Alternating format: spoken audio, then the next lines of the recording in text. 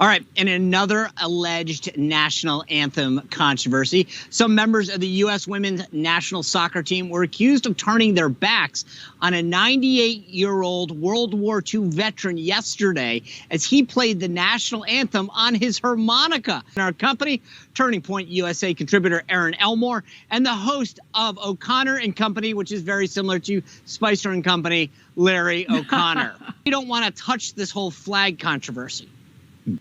You know, Erin, the thing that I think is interesting is these are all top players, right? This isn't their first game, and they're like, yeah, we didn't know which way the flag was. Are you serious? I mean, that is like one of the weakest PR responses I've ever heard.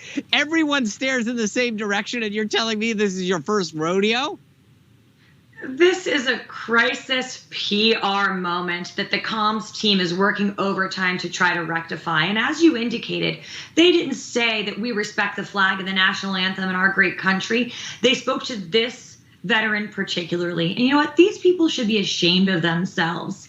They are no longer role models to our children. America is the greatest country on earth. And but for their freedoms here, where would they be? And this is such a sad, spoiled moment for athletics. You know, our children say the Pledge of Allegiance. I took my son to a baseball game in my town, and we did the 7th inning stretch and God Bless America and had our hands on our hearts. And it meant the world to me and my family. And that's what our children should see and look up to. And this is just a terrible moment in sports. These athletes just look like entitled brats with absolutely no respect for veterans or the people that have fought our wars and gone to battle for our great nation and for our flag. And honestly, it is completely and utterly shameful.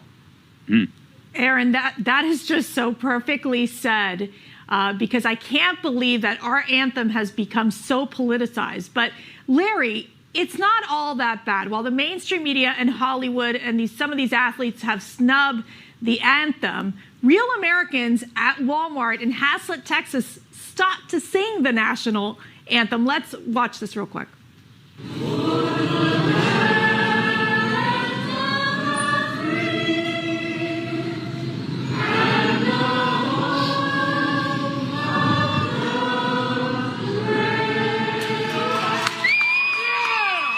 Foreman, former Olympian, take to Twitter. He won the gold medal in the heavyweight division years ago. He said, after 50 years, he said, people have been asking me to say I don't love America. Can't do it. I love this country. Love her, don't leave her. We saw Ozzie Guillen, who I know this will mean a lot to you, Mercedes. He emigrated here from authoritarian Venezuela. He was brought to tears talking about how he became a citizen. He wasn't talking about coming here for money or for a job. He was talking about coming here for freedom and liberty and what our nation stands for. That's what's really going on in this country. And thank you. We got to focus more on that and not let these entitled, selfish, ungrateful athletes get the attention. Erin, I'll give you the last word, 30 seconds.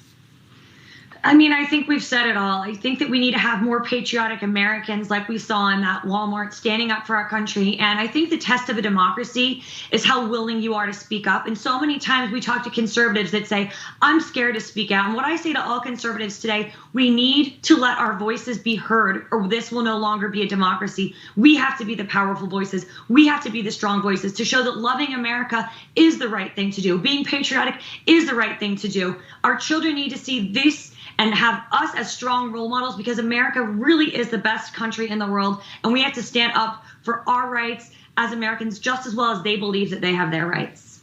Amen. Boom. Well, thank you both are great patriots. Thank you for making us feel very inspired. So thanks for joining us, Larry and Erin. Sean, I promise I'm going to Venmo you the money for the book. I keep forgetting.